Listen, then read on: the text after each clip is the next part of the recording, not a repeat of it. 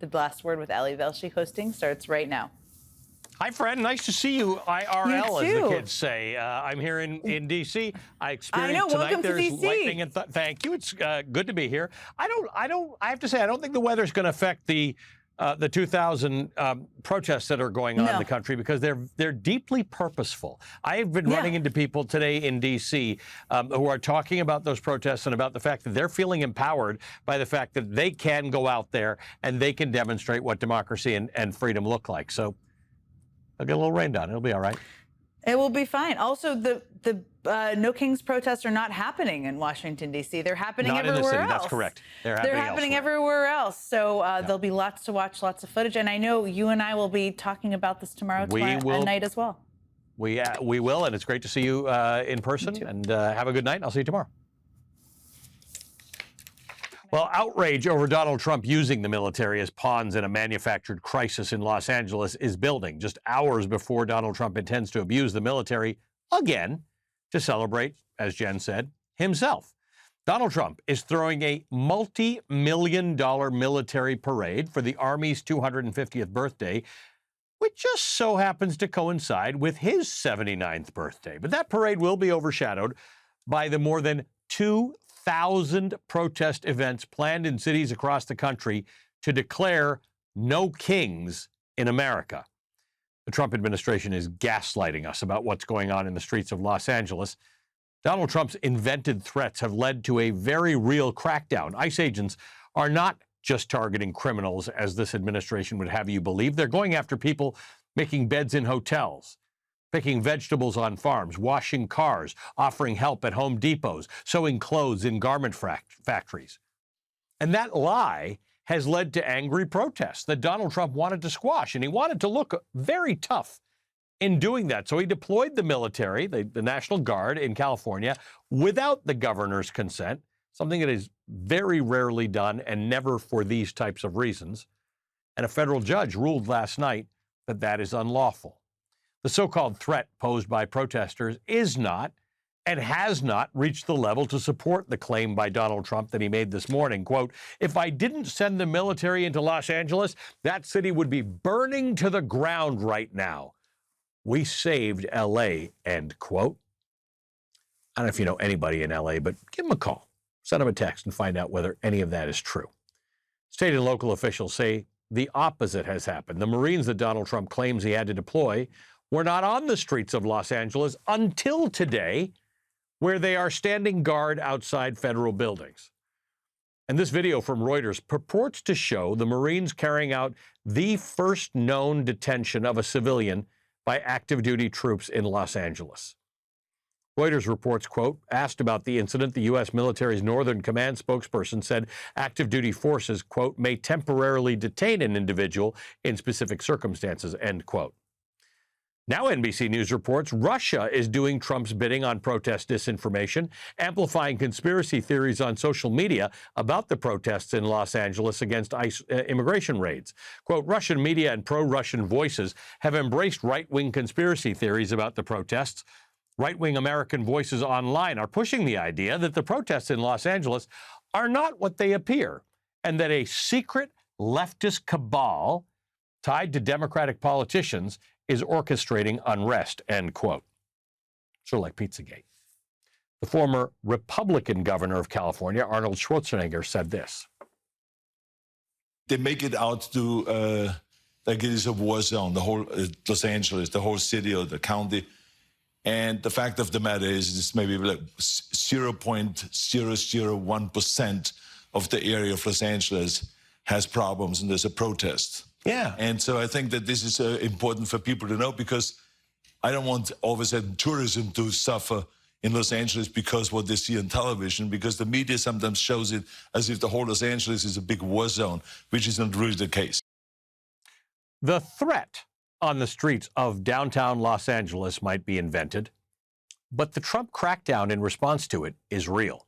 A United States senator was pushed to the ground, handcuffed, and forcibly removed for trying to ask the Homeland Security Secretary a question at a press conference.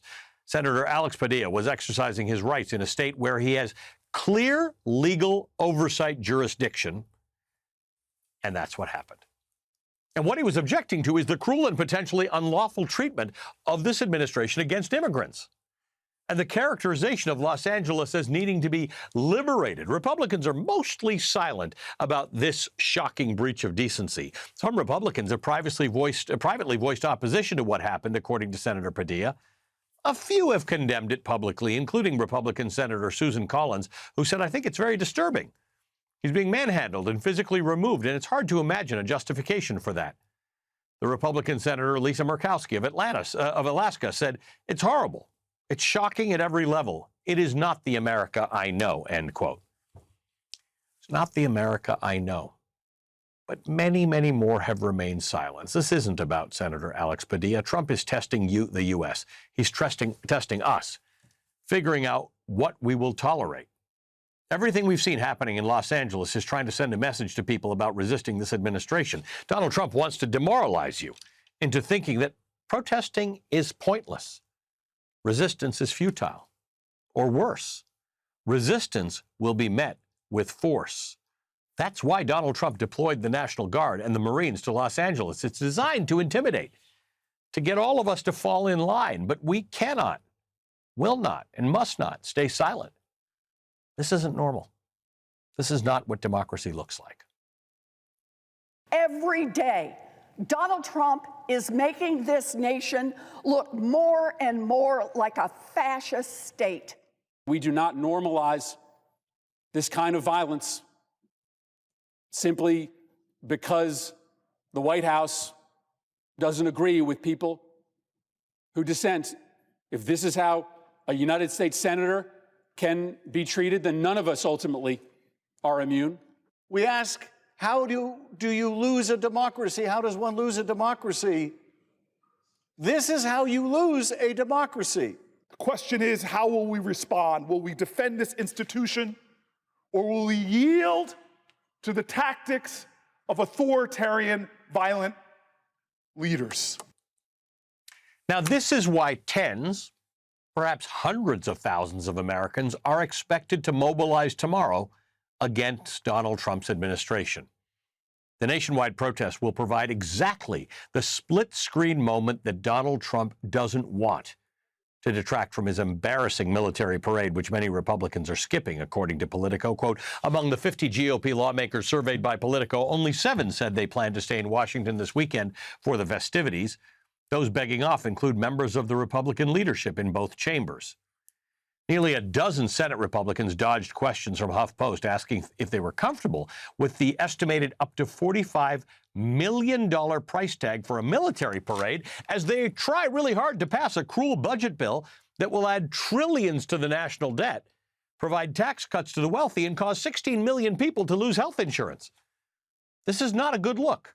And by the way, that's on top of the $134 million cost of deploying the National Guard troops to Los Angeles, something that no one thought was necessary. The political cartoonist J.D. Crowe dubbed Donald Trump's military parade, quote, democracy death march in progress, adding, quote, real U.S. presidents don't need a military parade to feed their ego. That's what authoritarian dictators do. Governor Gavin Newsom summed up what he thinks a military parade actually means for Donald Trump. It's a vulgar display. It's the kind of thing you see Kim Jong-un, you see it Putin, you see it with dictators around the world that are weak and just want to demonstrate strength. Weakness masquerading as strength. To fet the dear leader on his birthday, what an embarrassment. Honestly, that's about as small as it gets. How weak do you have to be to commandeer the military to fet you on your birthday in a vulgar display of weakness? That's Donald Trump. But just because Donald Trump is throwing himself a military parade in the style of Russia or North Korea does not mean that America is like Russia or North Korea. And tomorrow's protests demonstrate why, despite Donald Trump's actions, America is still a democracy. My first guest tonight, M. Gessen, told the New York Times, quote, we're dealing with an anti-democratic force that aims to continuously reduce the space available for action, whether it's action by journalists or action by lawyers or action by academics. For any group of us to act in our particular fields, that space is shrinking. So when we find our footing after a shock, we need to take stock of the space that's available and take advantage of all of it, end quote. Joining me now is the aforementioned M. Guess, an opinion columnist at the New York Times. M, good to see you. Thank you for being with us. I really want to explore this concept about the space in which you and I exist being shrunk. And what you say we're supposed to do when we absorb the shock of it all and we come back out, we evaluate the space around us. Tell me what that means to our viewer. You know, I spent many, many years living in Russia, writing about Vladimir Putin, but even more important for the purposes of this conversation, just living in Russia, being a journalist there. And there's always, as an autocracy takes hold, whether it's doing it slowly like Russia's did or fast like America is doing, there's always this sense of a shrinking space, right? There's something that you could do yesterday that you can't do today. But if there's one thing that you can see in hindsight, it's always, oh my God, we had all this possibility and we didn't use it. And so what I was trying to say is that when we normalize things, and we inevitably do because we're human and because we've sort of gotten used to this administration, as insane as it is, we kind of know its repertoire. It's already tried everything everywhere all at once. And so we kind of feel like, oh, well, I can live with this. I can still do my work. I can still raise my children. I can still get up in the morning, which is all very important. But the more important thing is, what can you actually do? What can you actually do that you may not be able to do tomorrow? And protest is very much a part of that. I think that's important that you say that because we still have agency in the United States. People use all sorts of examples, and I'm sure you have some, but often people talk about Germany in 1933. If you were in Germany in 1933 hoping things would get better, and you could see 1943 Germany, you might behave differently in 1933 Germany. And it's the same idea. It's if you could see into the future and say, this could go very wrong, but I can take action now, including protesting, that may derail this attempt for it to go badly, I should. Absolutely. And, you know, the main difference between Americans in 2025 and Germans in 1933 is that no country had quite gone through what Germany was going through in 1933, which is turning from a democracy into a totalitarian state very fast. But in 2025, we have a lot of that experience. We've seen, yes. We have the history of Germany in 1933, and we have all the contemporary autocracies in their slightly different flavors. And so we know what happens, and we know what's happening. And we know that we have a possibility to stop it now, and we're not going to have it in a few years. And one of the things that's interesting is if you look back to Germany in 1933, it was a really sophisticated, advanced place, scientifically, culturally, artistically. And I think people think the same thing about America. It's America. How bad can it get?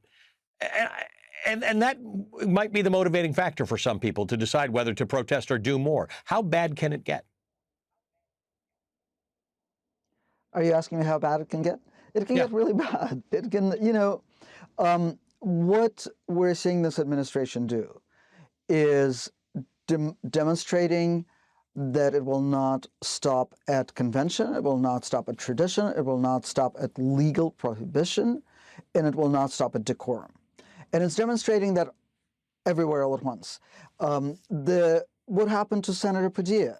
It was entirely unnecessary, except as a picture, except as a demonstration of how far this administration will go.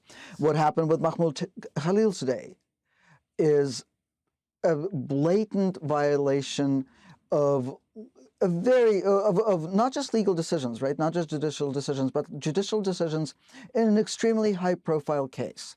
The perfect case to show how far you will go if that's your goal, but also a case in which if you're trying to demonstrate that for the most part you're going to respect the judiciary and observe judicial decisions, a case that you would not actually choose to disobey the judiciary on. This is really dangerous. This is so much more blatant than what I saw with Putin for the first, I'd say, 20 years of his rule. This sort of shamelessness, this obscenity, it's quite novel.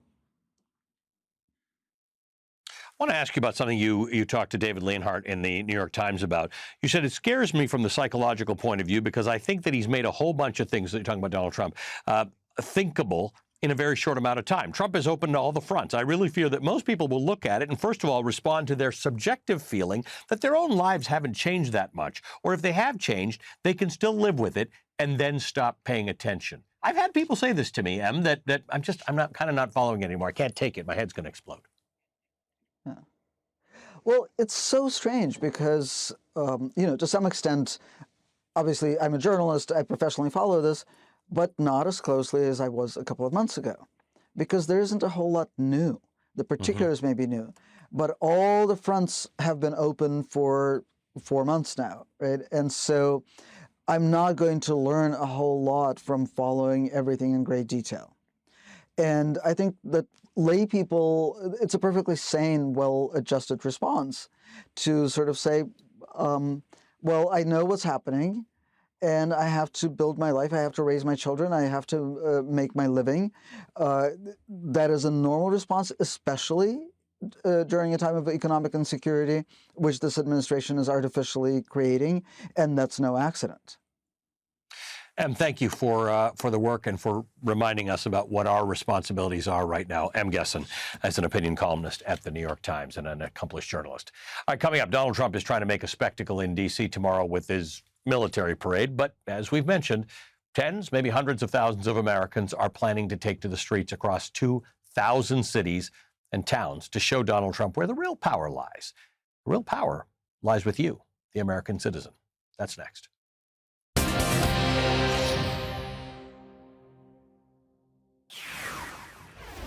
All right, tonight we're just hours away from President Trump's latest spectacle, a military parade here in D.C. tomorrow evening, complete with tanks, troops, and a flyover. It's going to be a full-scale display of force here on the streets of Washington, D.C., timed not just to celebrate the U.S. Army's 250th anniversary, but also conveniently Donald Trump's 79th birthday, a not-so-subtle message from the leader of the free world who's using the might of the armed forces not to defend democracy, but to celebrate himself. This is something immigrants from autocratic regimes, especially those who lived under the Soviet Union or Putin's Russia, recognize all too well. The cult of personality, the tanks, the flags. They've seen this movie before. But here's the thing. Across the country, something else is unfolding, something that is going to end up substantially bigger. The Washington Post reports, quote, in the hours before tanks barreled down the streets of Washington for President Donald Trump's grand military parade on Saturday, thousands of Americans will gather across the country in defiance of what they call his dangerous brand of authoritarianism. The organized day of protest in over 2,000 cities, dubbed No Kings Nationwide Day of Defiance, comes after a week of unrest and anger in Los Angeles, end quote. What we've witnessed in California this week after Trump's L.A. ICE raids, his efforts to federalize the National Guard and dispatching Marines, active duty Marines, has not stopped Americans from showing up. It hasn't scared them. It hasn't stopped them from speaking out and from protesting peacefully. It's a message that despite the fact that Donald Trump has occupied space on our minds for the better part of the last decade, the most powerful and the most important person in America is not the president. It's you, the American citizen. And the protests are not just rejecting Trump, they're rejecting the idea that he alone speaks for the people. There's another message coming tomorrow from Chicago. Pope Leo will deliver his first ever virtual address to America. Pope Leo's first major act in the U.S. was appointing a former refugee as an American bishop, and that bishop is now urging clergy to accompany migrants to court, to show up and stand in solidarity. It's notable. It's notable counter-programming, whether intentional or not, because while it may not be labeled as a protest, the Pope stands as a voice of moral opposition to the Trump administration's immigration policy. So, on one hand, a vulgar military parade. On the other, a call to unity and for humane treatment of the undocumented. Joining me now, Ruth Ben-Ghiat, history professor at New York University. She's the author of Strongmen, Mussolini to the Present, author of the Substack Lucid newsletter for big picture thinking about autocracy and threats to democracy around the world. Hey, Ruth, it's great to see you. My executive producer, Melissa, and I were talking and said, poor Ruth. we bring her on, it's all doom and gloom, right? We always talk to her about the bad stuff. So we decided actively, we're going to talk to you about the good stuff tonight. The power of protest and the way in which citizens who do not want the things that are happening to happen can exercise their agency. Talk to me a little about that. What are you seeing, and what can happen and what can work? Well, thank you for bringing me on to talk about that. And indeed, there in my book, Strongmen, there's a chapter on resistance, and that leads into the chapter of how you get rid of these guys, these strongmen. So there are things that we can learn from the history of resistance. And one key thing is that it remained nonviolent. The most effective mass demonstrations, mass social movements have been nonviolent. And the reason for this is when a protest turns violent, it alienates people who could be your partners. And big tent across civil society, coalition, a protest traction and make it become a social movement. And the other reason is that violence divides us. And one of the other rules of successful protest is unity. Unity and solidarity. In fact, Ali, one of the reasons for this over-the-top military mobilization that is not needed, the LAPD said it could handle protests perfectly fine, is because it's very threatening to see so many people come out in Los Angeles on behalf of the vulnerable, to put themselves at risk and show empathy and show solidarity in action. And so this is what protests do. It shows that we are coming out to say that this is not acceptable, that this is not who we are, and also modeling with our behavior, however we choose to protest, the morals and the values that we want to see. Let's talk about the people who fight to preserve their democracy. Right now, you've got Ukrainians fighting to preserve it. It still actually exists in their world, but they're under complete threat with it. You've got people in Russia who haven't had democracy and who are still fighting to create it. Here in America, we have it. We continue to have agency. We continue to have not just the vote, but our First Amendment rights and the ability to speak out, despite the frights of using the military and the police and the arrests that we're seeing, and the targeting of journalists and judges and lawyers and activists. What is the difference between where we are today and what's going on in Ukraine, what's going on in Russia, what's going on in Iran, what was happening in the late 30s in Germany and Italy and Spain? We have a tool that we can use. Yeah, and one of the principles, and M. Gessen talked about this too, is it's very important to use all the spaces and tools that you have when you have them, because they may not be around tomorrow. You cannot take it for granted. So whatever that means to you, and everyone can find their own way of registering a protest, because all of the freedoms that we have, other places don't have them. And people who come out in Iran to protest the morality police, this is not just anger against their, restrictions on women, but it's also, I've always seen these Iran protests. It's very dangerous to protest, and yet all these young women come out. It's really an act of love toward even younger women to say that we're doing this now. The same in Ukraine. We're fighting for you so that you can have a free future. And that's very moving. And so having this kind of sense of moral urgency and creating a better future, that's what happens when you've got autocracy. But we can think the same thing, because there's a certain trajectory that's trying to take away our rights. And in protesting, we're actually encouraging others and creating a movement that can build a better future and allow us to avoid the fate of other nations. Ruth, we appreciate that, because tomorrow is going to be an important day, but it's not just tomorrow. There are going to be lots of opportunities for people to say, I have agency and I'm going to use it, and we're going to use you to help us understand how to corral that power and demonstrate it. Ruth Ben-Ghiat is a professor at New York University and author of Strongmen. Coming up today, Iran, as we were just talking about, launched a retaliatory a series of missiles at Israel in response to Israel's overnight strike. Once again, Donald Trump's repeated claims that he could prevent or solve all world crises look yet more ridiculous. That's next. In response to Israel's massive attack on Iran last night that killed a significant number of Iran's top military leaders and senior scientists, today Iran launched missiles toward Israel. Heavy smoke appeared in the night sky over Tel Aviv as incoming rockets from Iran descended on the city, with many intercepted by Israel's missile defense systems. 5 people were reported injured by falling debris, according to Israeli emergency officials. Iran and Israel are firing missiles at each other in the Middle East. Putin's war on Ukraine is intensifying. Putin has repeatedly refused Donald Trump's pleas for peace. Remember what Donald Trump promised during the campaign. As president, I will bring back peace through strength. If I was president, there would not have been a war with Russia in Ukraine. Zero chance. I'll have that done in 24 hours. I'll have it done. You need the power of the presidency to do it. A short time ago, Iran launched 181 ballistic missiles at Israel, and I've been talking about World War III for a long time. You have to remember there was an October 7th. Now, if I were president, that problem wouldn't have happened.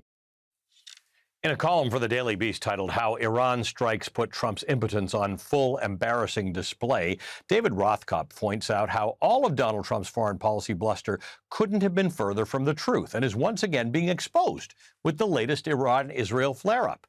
For a president who came into office professing mastery of the art of international diplomacy, great relations with world leaders, and ability to make peace in the world's most volatile regions, this latest development is yet another setback. Indeed, it demonstrates that despite his self-image and in ironic contrast to his critique of his predecessor, Trump may be turning out to be the most impotent American president of the modern era. Signs of Trump's weakness are internationally spreading, and its costs are rising in human, military, and economic terms. The new crisis in the Middle East could compound those costs geometrically, and in so doing, diminish a U.S. president who appears to be shrinking daily on the global stage. David Rothkopf joins us now. He's a foreign affairs analyst. He's a columnist for the Daily Beast. He's the host of the Deep State Radio podcast. David, good to see you again. Thank you for being with us tonight. You point out in your article, which in this particular case is about Iran and Israel, but similar things can be said about Ukraine and Russia. Either Donald Trump was complicit in this thing, in which case if we end up having a big war, he's got some responsibility for it, or he's totally not and wasn't in the loop. Neither's a particularly good look. Neither is. And, I mean, he's given every look in the past 24 hours. The attack took place and Marco Rubio said we had nothing to do with it. Then Donald Trump said, well, I was against it, but maybe I was for it a little bit, but I hope they don't do it. We can get a settlement. This morning when he woke up, it looked like the strikes had been successful by some terms. And he was like, oh, yeah, I was behind this all along. And all of a sudden stories are coming out that this is him playing 4-dimensional chess in the Middle East. But we don't know how it's going to turn out. The one thing we know is there actually was an Iran deal, and he pulled out of it in 2018. We could have avoided this whole thing if Donald Trump had simply said, yeah, let's stick with what we've got. Maybe try to improve it, but let's avoid a war. Yeah, it was largely working. Let's talk about this 4-dimensional chess. He's got lots of approaches to things with Ukraine and Russia. Day one, he was going to end this war. Not only is he no closer to ending it, it actually seems to have worsened. Well, it has. And, he's like, oh, Putin is my buddy, but, every time he makes an ask of Putin sort of turns him away. But Trump doesn't want to use any kind of real pressure on Putin, just like he doesn't want to use any real pressure on Bibi Netanyahu. And so he is kind of for every deal he's tried to do. Not a deal in Ukraine, not a deal in Gaza, not a deal with Iran. He said he was going to do 90 trade deals in 90 days, and there are 0 trade deals. There's a framework with England, there's a Band-Aid with China, but none of the things he's promised have actually come to fruition. There's a bigger issue here, David, that you write about, and that is the diminishing role and respect for the U.S. presidency. Like we've ebbed and flowed with this over presidencies, but in this particular case, nothing seems to be taking. The authority and power of the U.S. presidency as it relates to foreign affairs does not seem to be taking root anywhere. Well, look, what were the roots of that power? One was our alliances around the world. He sought to blow those up. Another was that we were a beacon of democracy. We're not a beacon of democracy anymore. Another was that we could be trusted because we stuck by our agreements. Well, we haven't stuck by the Iran agreement. We didn't stick by NAFTA. Trump breaks agreements all the time. Another was we were stable at home. Well, we're not stable at home. We're torn apart at home. And what you see is a parade of foreign leaders, allies, coming into the Oval Office and actually tweaking him, mocking him. Mark Carney from Canada, the German chancellor, the Mexican president has done the same thing. The reality is Donald Trump is the most diminished, weakest president we've seen in our lifetimes. Well, he's going to try real hard to show you otherwise tomorrow with the parade that we're going to see here in D.C. David, nice to see you as always. Thank you. David Rothkopf is a foreign affairs analyst. He's a columnist at the Daily Beast and the host of the Daily State Radio podcast. All right, coming up, in Donald Trump's version of the world, everybody's an enemy. His deportation and border policies show the small-mindedness of that particular vision, but it does not have to be that way. And in one small town on the border of Canada and the United States, Vermont and Quebec, one little library shows that there's another way. That's next.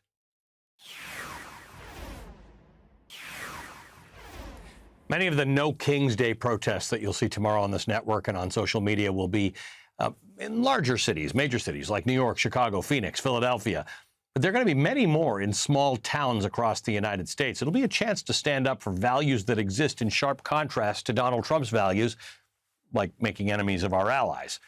Donald Trump's crusade to secure the border, his tariffs on Canadian goods, and his continued calls to make Canada America's 51st state has created chaos in northern border towns where the 1995 comedy Canadian Bacon is starting to hit a little too close to home. For those of you that think Canada is a mom and pop operation, it's time to wake up and smell the snow. Fact, Canada is now the second largest country in the world. Fact, Canadians freely cross over our borders, walking among us undetected. Fast forward 30 years and Donald Trump has produced his own real-life Canadian Bacon moment.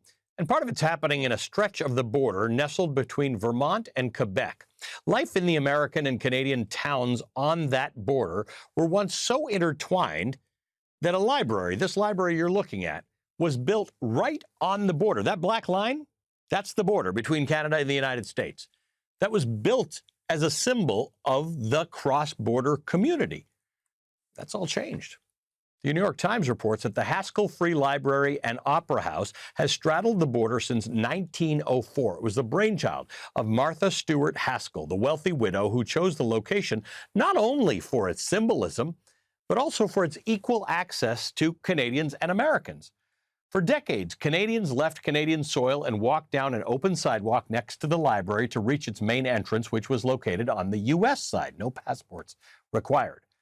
But the United States announced in March that it would bar Canadians from directly accessing the library, saying that the library's open border policy has led to cases of smuggling and other security concerns.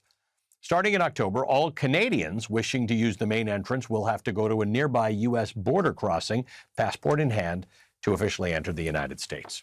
Joining us now from Quebec is Sylvie Boudreau, the president and the board of the Board of Trustees of the Haskell Free Library and Opera House. Sylvie, what a pleasure to meet you. I have been reading about and studying and wanting very badly to visit this library and opera house for so long. It'll still happen, but it is atypical there are a lot of things that are on the border like that.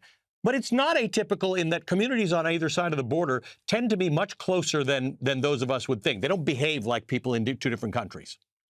No, we are not. I mean, we are family. We are one big family. I mean, when I started working at the border in 1998, people were coming, and it was just I'm picking up the grandchildren, going to see aunts and uncle, everyone. There's a lot of people that are dual citizenship. So it was very free. It was very easy to go.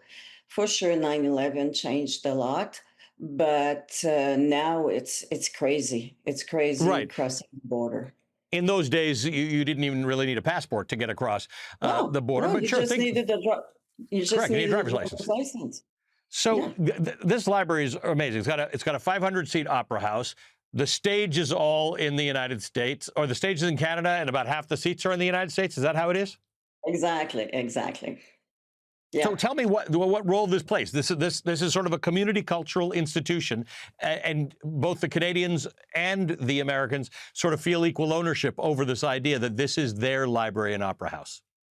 It's their library. It's really, it's private, but it's their library. It's all the people around the two towns. It's free to have a membership there. We have activities, we have shows, we have movies. It's a place of culture, literature. It's a place that Martha Stewart Haskell wanted to do for both communities. And I mean, we don't care if you are American or Canadian or even visitors from other countries to come and look at this beautiful library, which is a sign of friendship and family. Yeah, it stands in sharp contrast to some of the things we're hearing today, but thank you. I'm going to come and visit. I am going to come there. I don't know if I can get a library card if I'm not from Vermont or Quebec, but I'm going to come there and enjoy your library and see a show there. Thank you for joining us, Sylvie. You are welcome.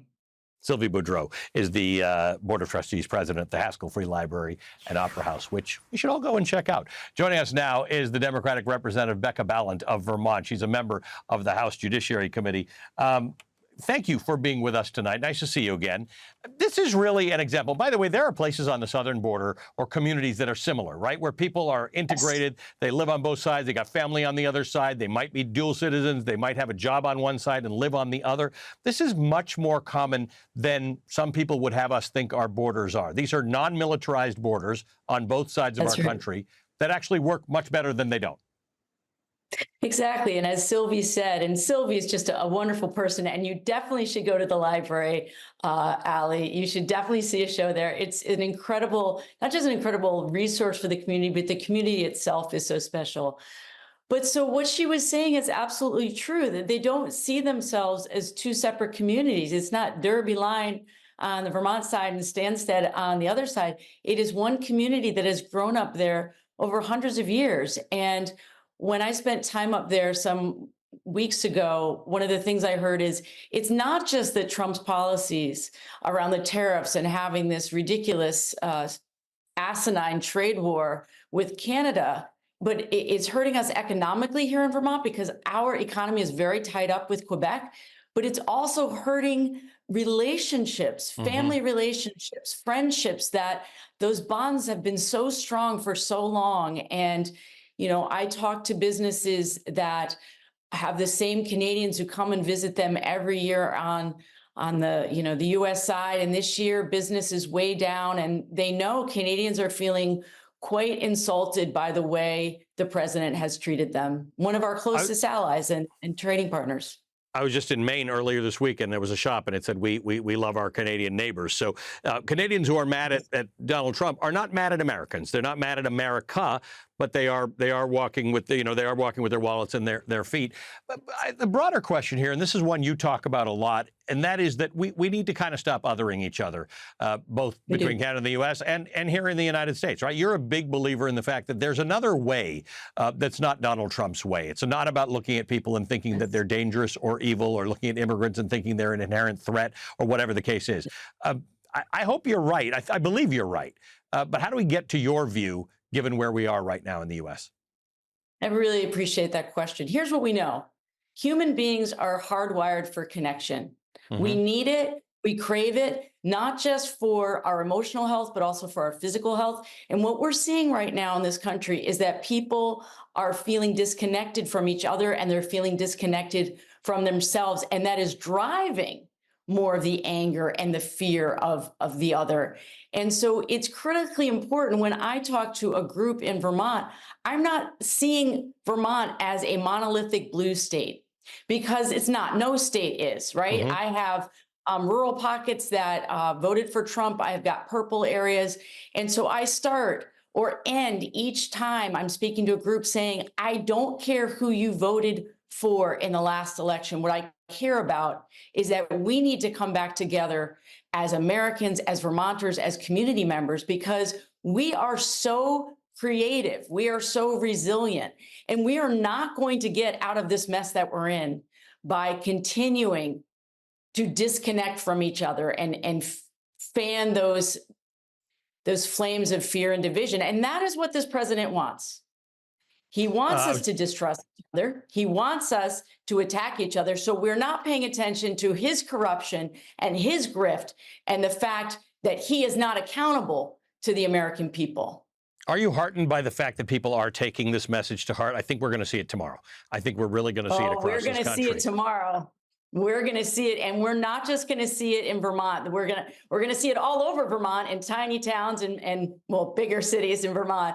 But you're going to see it in Wyoming. My wife's family's from Wyoming. I know there are going to be No Kings rallies out there. I've got friends in Montana who are going to be showing up. And so we are Americans first. And this lie that Donald Trump has pushed on all of us is that we should fear each other. That is what autocrats do. That is what dictators do. And so what I keep telling people is we've got everything that we need to get out of this mess, but it's going to come through connecting with each other. Yep. And we're going to see a lot of that tomorrow. We got 12 hours to go. So for those of you who weren't thinking about going out there, if for no other reason, just to demonstrate your unity, your pluralism, and the fact that we are stronger together, think about that for tomorrow. Representative Becca Balint, thank you for joining us tonight. We'll be right back. I'm looking forward to tomorrow. We're going to see a demonstration of what Americans who recognize their power can actually do. You can watch live coverage here on MSNBC about the nationwide protests against Donald Trump right here on MSNBC. I'll be working all day. I'll be starting with Velshi at 10 a.m. to 1 p.m. as always tomorrow. I then will be out in the streets talking to people here in D.C. It's going to rain along the East Coast. A little rain never melted anyone. I think we are going to see record numbers of people turn out to tell you what they think about what democracy needs to look like. That's tonight's last word.